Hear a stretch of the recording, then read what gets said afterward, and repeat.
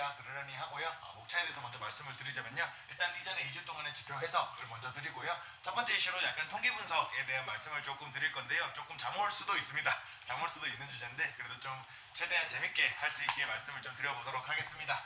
그리고 이제 두 번째 이슈로 자원을 배분하기 위한 국가의 노력에 대해서 제가 좀 말씀드릴 게 있고요. 그리고 이제 세 번째로 이제 신흥국 투자 관련해서 좀 희비가 교차할 만한 이슈들이 발생을 했었죠. 그거에 대해서 말씀을 드리도록 하겠습니다. 그리고 앞으로 2주 동안 주목할 만한 지표 말씀을 드리도록 하겠습니다. 지난주 지표에 대해서 먼저 말씀을 드리자면요. 2년물 국채 입찰 이슈가 있었는데 이 국채 입찰 관련해서 지금 미국 채권에 대한 수요는 점점 없어지고 있습니다. 그래서 연준은 양적 긴축을 통해 가지고 미국채를 더 이상 매입하지 않겠다라고 하고 있고 그 와중에 이제 글로벌리하게도 중국도 그렇고 일본 가장 큰 손이었죠. 미국채를 사주고 있던 그 두 개의 나라도 각각 저마다의 이유로 미국채를 사지 않고 있습니다. 그러다 보니까 이제 미국채의 수요는 감소하고 있는데 미국 재무부는 계속해서 예산을 풀어야 되는 상황이다 보니까 부채를 늘려야 되는 상황이고 그 말은 이제 채권의 공급을 늘려야 되는 상황이다라는 뜻입니다. 근데 이제 채권의 수요는 감소하는데 채권의 공급이 늘어난다는 거는 채권 금리가 상승할 여지가 있다는 거죠. 그러니까 쉽게 얘기했을 때 저한테 돈 좀 빌려줄 사람 했는데 돈 빌려줄 사람은 아무도 없어요. 근데 저는 더 많은 돈을 빌려야 됩니다.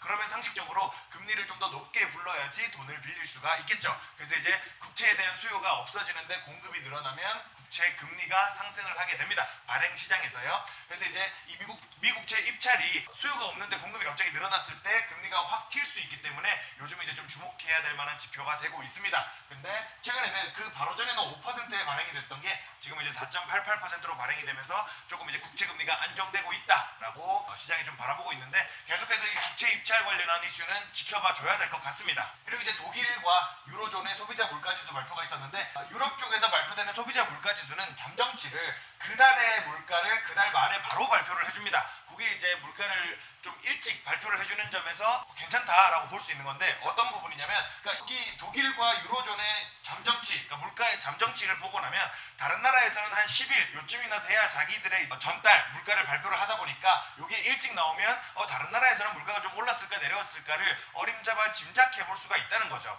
그런 점에서 독일과 유로존의 물가가 예상치보다 낮게 나왔다는 거는 다른 나라도 물가가 좀 낮게 나올 가능성도 있을라나 라고 생각해 볼 만한 여지를 준다고 말씀드릴 수가 있겠습니다. 그리고 이제 미국의 GDP 발표가 있었는데 미국은 GDP를 매 분기마다 3번 발표를 합니다. 속보치를 먼저 발표를 하고 그 다음 잠정치, 그 다음 확정치를 발표를 하는데 속보치에서 4.9%가 나왔어요. 속보치는 먼저 발표를 했는데 그래서 속보치 4.9%만큼 시장에서 예상을 했는데 잠정치는 그것보다 훨씬 높은 5.2%가 나왔습니다. 그래서 이걸 보면서 시장이 와, 저 서프라이즈구나 하는 반응을 많이 보였습니다. 그리고 이제 미국 같은 나라는 GDP가 22조 달러에 달합니다. 우리나라 같은 경우는 GDP가 1조 7천억 달러 정도 되거든요. 그래서 이제 미국의 GDP가 우리나라 GDP보다 대충 한 16배, 17배 정도 큽니다. 근데 이제 그런 나라가 5.2% 성장을 했다는 거는 거의 우리나라 GDP만큼 성장을 했다 정도로 엄청나게 큰 성장을 했다라고 말씀을 좀 드릴 수가 있겠습니다. 그리고 이제 미국의 원유 재고 그러니까 모든 물건은 공급 사이드와 수요 사이드를 봐줘야 되죠. 근데 이제 원유 같은 경우도 마찬가지로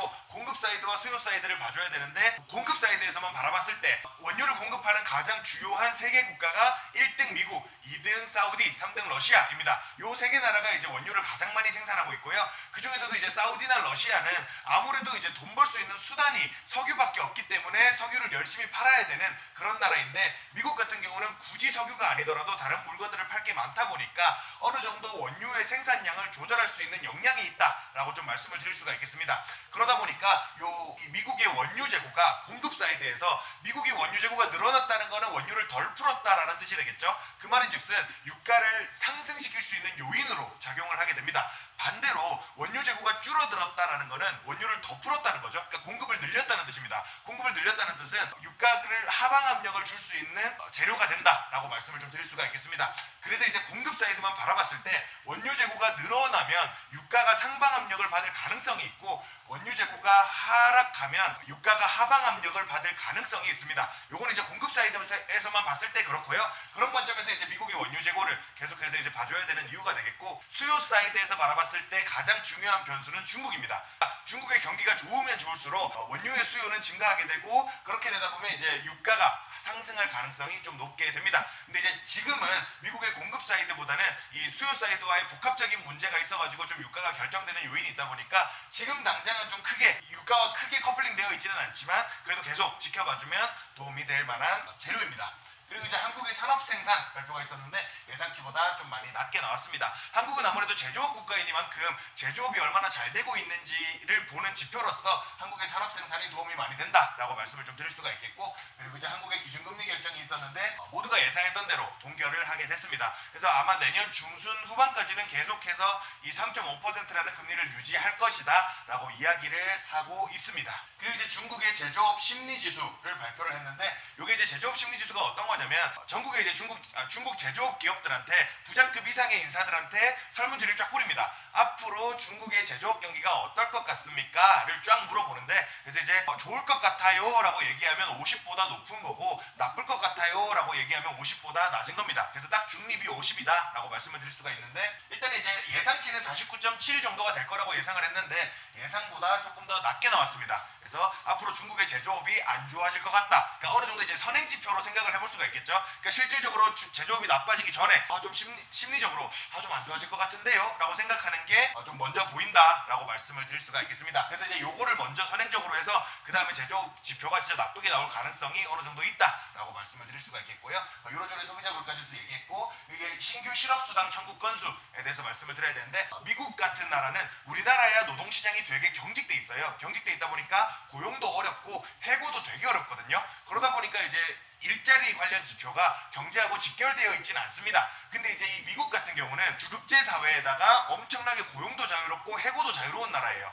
그런 나라에서 요 신규 실업수당 청구 건수는 매주 발표를 하고 있습니다. 매주 목요일 발표를 하다 보니까 요 신규 실업수당 청구 건수가 늘어났다는 거는 미국 경제가 안 좋다라고 해석될 여지가 되게 높은 거고, 신규 실업수당 청구 건수가 낮다는 거는 미국 경제가 좋다라고 해석될 여지가 되게 높습니다. 그래서 요거는 이제 매주 발표되는 거를 유심히 지켜봐야 된다라고 말씀을 드릴 수가 있겠고요. 그리고 이제 요 PCE 물가라는 게 있습니다. 우리가 일반적으로 생각하는 거는 CPI잖아요. 소비자 물가지수, Consumer Price Index라고 해서 이제 소비자 물가지수를 많이 보고 있는데, 미국 연준은 금리 결정할 때 이 소비자 물가지수보다는 요 PCE 물가지수를 더 중요하게 보고 있습니다. 이 PCE 물가를 좀 간단하게 말씀을 드리자면요, 만약에 소고기가 너무 비싸진다 그러면 닭고기의 가중치를 높입니다. 일반적으로 이제 서민들이 더 많이 소비할 만한 것들의 물가를 만들어 놓은 게 요 PCE 물가 지표이고, 그러다 보니까 이제 연준은 CPI보다는 요 PCE 물가를 더 중요하게 생각을 하고 있습니다.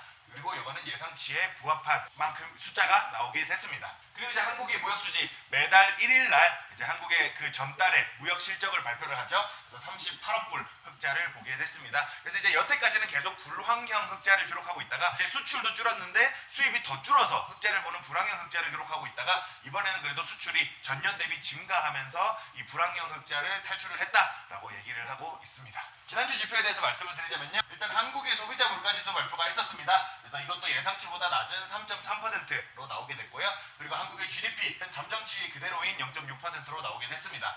그리고 이제 일본의 물가가 음식과 에너지를 제외한 물가가 2.7% 상승을 했어요. 일본은 이제 여기서 잠깐 말씀을 드리자면, 일본은 30년째 디플레이션을 겪고 있는 나라입니다. 30년 동안 물가가 안 오른 나라예요. 근데 30년 동안 물가가 안 오르면 이게 유전자 수준으로 각인이 됩니다. 그러다 보니까 이 일본 사람들이 고작 3% 물가 오른 거를 견디지를 못하는 거예요. 그 결과 어떻게 됐냐? 요 일본의 민간 소비가 되게 많이 줄어가지고 3분기 GDP가 엄청나게 떨어졌습니다. 예상치보다 더 많이 떨어졌습니다. 그러니까 민간 소비 위축으로 인해서 GDP가 하락한 영향이 가장 컸던 거죠. 그래서 이제 이 부분에 대해서 다음 주에 일본은행에서 이제 통화정책 회의가 있거든요. 그 통화정책 회의 방향성이 어떻게 될지에 대해서 한번 좀 지켜보는 게 또 재밌는 관전 포인트가 될 것 같습니다. 그리고 이제 이 잡 오프닝, 졸트 잡 오프닝이 뭐냐면 매달 첫째 주 수요일에 발표를 하게 되는 건데, 이게 이제 미국이 구인을 얼마나 많이 하고 있나, 미국의 기업들이 열어놓은 일자리가 얼마나 되는가를 나타내는 겁니다. 일자리가 많다는 거는 당연히 경기가 좋다는 뜻이겠고, 일자리가 없다는 거는 당연히 경기가 나쁘다는 뜻으로 해석될 수가 있겠죠. 그래서 이제 바로 전달이 935만 개의 일자리가 있었고 예상치가 930만 개였는데, 그것보다 훨씬 적은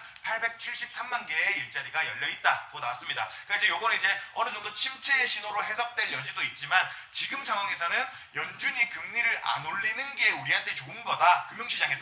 금융시장에 좋은 거다라고 받아들이고 있다 보니까 이 침체 신호가 있으면 연준은 금리를 안 올리겠죠. 그래서 그런 관점에서 금리를 안 올릴 수 있는 가능성이 높아졌다는 데서 좀 시장에서는 긍정적인 신호로 받아들여지고 있는 상황입니다. 그리고 이제 ADP라는 민간 기업에서 발표하는 비농업 고용인구 변화가 있는데 요거는 이제 매달 첫째 주 금요일에 미국에서 고용 보고서를 발표합니다. 그 고용 보고서를 발표하기 이틀 전에 이 ADP라는 민간 기업에서 비농업 고용인구가 어떻다라는 거를 먼저 발표를 하는 건데 이게 이제 예상치보다 조금 낮게 나왔습니다. 그래서 고용된 게 좀 적었다라는 뜻이고 요거는 지금 당장은 금융시장에서 이제 환호할 만한 이슈인 거죠. 그리고 미국의 원유 재고 발표가 있었고 중국도 이 무역 수지 발표가 있었습니다. 예상치보다 조금 높게 나오게 됐고요.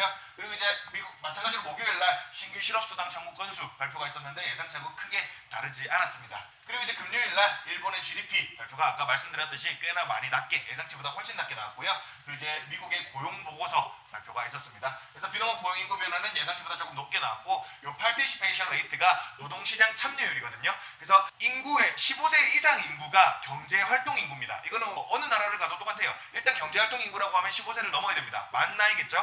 15세를 넘는 사람들 중에 그러니까 미국 3억 3천만 인구 중에 15세를 넘어가는 사람이 3억 명 정도가 됩니다. 그 3억 명 중에서 이 경제활동에 참여하는 인구가 얼마나 되느냐를 얘기하는 건데 62.8%는 대략 1억 한 8천만 명 정도 된다고 보시면 됩니다. 그래서 이제 경제활동 인구가 3억 명인 미국에서 요거 0.1%는 30만 명의 변화를 의미한다고 보시면 되겠습니다. 그리고 이제 실업률 지표가 있었는데 실업률이 이제 3.9%를 예상했는데 3.7%로 훨씬 낮게 나왔습니다. 그래서 이제 요것도 뭐랄까 실업률에 대해서 이제 잠깐 언급을 드리자면요. 실업률이 너무 높아도 당연히 안 좋은 거죠. 실업률이 너무 높으면 사람들이 일자리가 없으니까 경기가 너무 안 좋다라는 걸로 이제 인지가 될 수 있잖아요. 근데 문제는 실업률이 너무 낮아도 안 좋습니다. 너무 낮으면 왜 안 좋냐면 너무 낮다 보면 요거는 당연히 더 많아지겠죠. 실업률이 낮다는 거는 구인을 진짜 더 많이 하고 있다는 뜻이고 사람들이 일자리를 구하는 것보다 사람을 구하는 회사가 더 많다는 뜻입니다. 실업률이 되게 낮다는 거는. 근데 이게 과도하게 낮아지면 이게 임금 상승 압박으로 작용을 하게 되고 인플레이션을 초래할 수가 있습니다. 그래서 너무 낮은 실업률은 인플레이션을 초래할 수 있는 이슈가 되기 때문에 너무 낮은 것도 별로 좋지 않다. 그러면 이제 적당한 거는 뭐냐?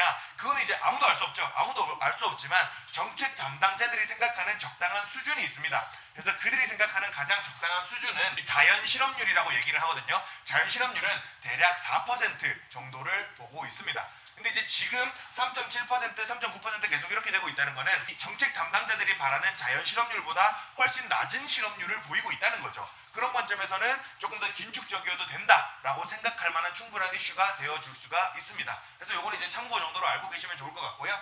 그리고 이제 중국의 소비자 물가지수가 예상치보다 훨씬 낮은 마이너스 0.5%를 기록을 하게 됐습니다. 그래서 이제 중국은 지금 3년째 디플레이션을 겪고 있고요. 요게 이제 진짜 장기화되면 일본 마냥 물가가 아예 오르지 않는 나라가 될 가능성이 있다는 점에서 좀 앞으로도 중국의 소비자 물가지수를 유심히 지켜봐야 될 것 같습니다.